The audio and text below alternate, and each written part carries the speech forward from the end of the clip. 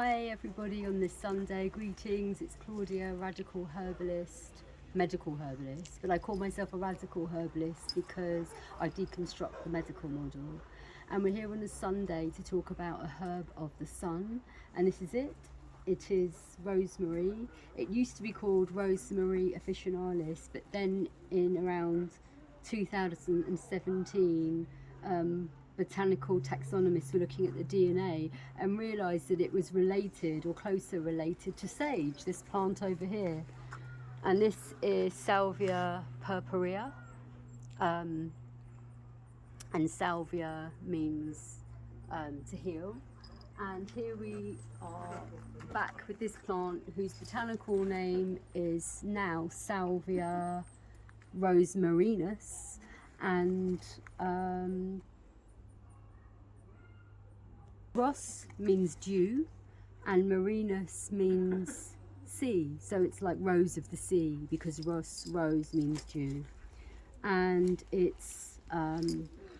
has these sort of waxy camphorous needle, actually these are very soft, but as they get older it's much tougher, resinous, aromatic, deliciously aromatic scent.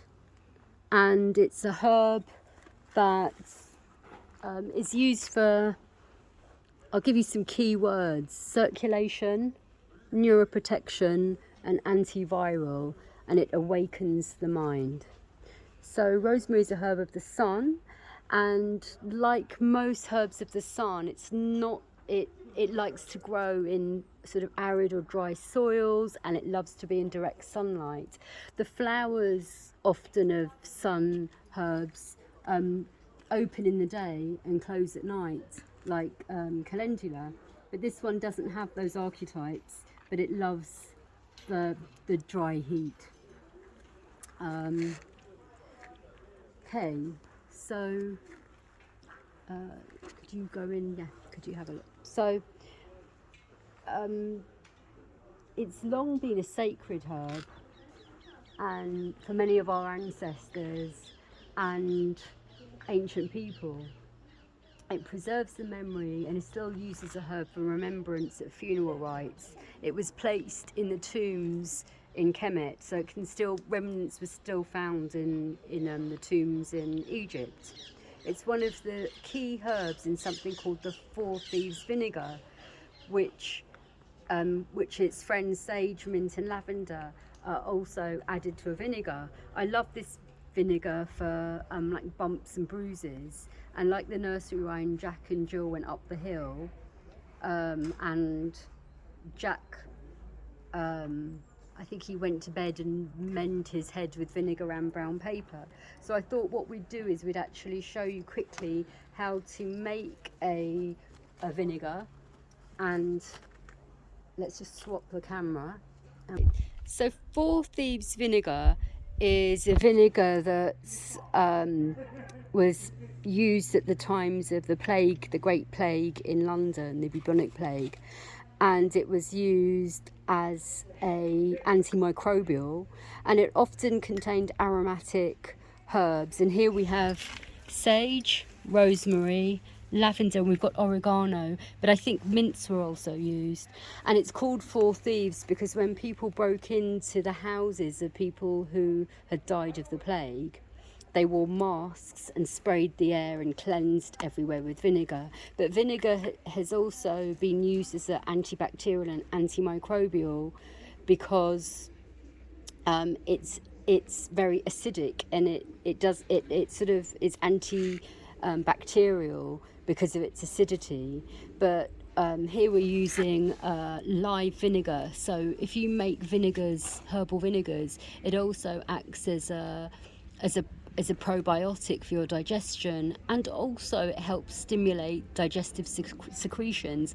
But I particularly like Four Thieves vinegar for actually putting on bangs and bruises, especially if you've got young kids who sort of graze their legs. And once I was walking around and my daughter walked into a lamppost. She was sort of skipping along and walked straight into a lamppost and literally got a huge bang on her forehead. And I went home and tore up some brown paper bags that I'd bought my veggies in, dipped it in my Four Thieves vinegar and applied it to her head, and like magic it went down. So we're gonna make some now. Could you chop some into the... So here we've got Salvia Purpurea, or purple sage, which is resinous and has some of the similar essential oils as rosemary.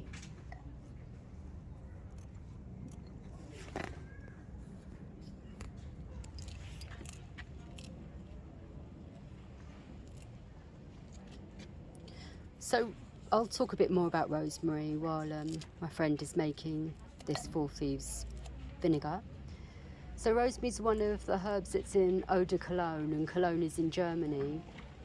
And the cologne is made with a high concentration of alcohol and loads of different aromatic oils, like from loads of citruses like lemon, orange, tangerines, bergamots, lime, grapefruits, blood oranges, and bitter oranges, neroli, and then the lavenders, the rosemary, thyme, petitgrain, which is the leaf of orange, jasmine, and even tobacco sometimes went in at eau de cologne.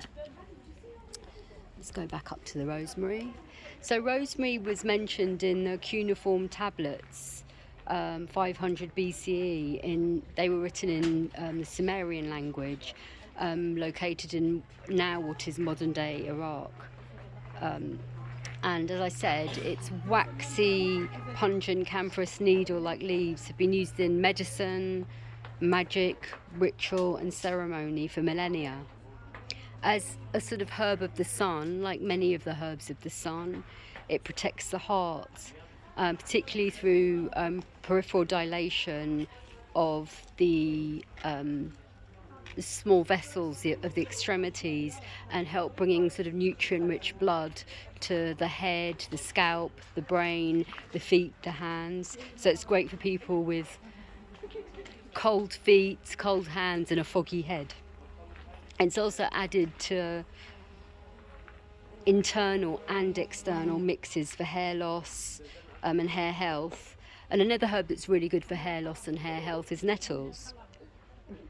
The infused oil of rosemary is used for aching muscles, and it's also a digestive tonic. So in this mix we are now adding lavender, and we're chopping it all up. You can put the whole lot in, even the stems, it's great. And what's nice with vinegars is that you can actually put the fresh herb in, whereas if you're doing infused oils, I like to dry the herbs out so the oils don't go rotten. But with this vinegar you can use the fresh herbs. I found that actually rosemary works really well in oils because it stops the oxidation of oils, so you can actually use fresh rosemary and olive oil and stuff. But some of the really watery herbs don't do well in oils.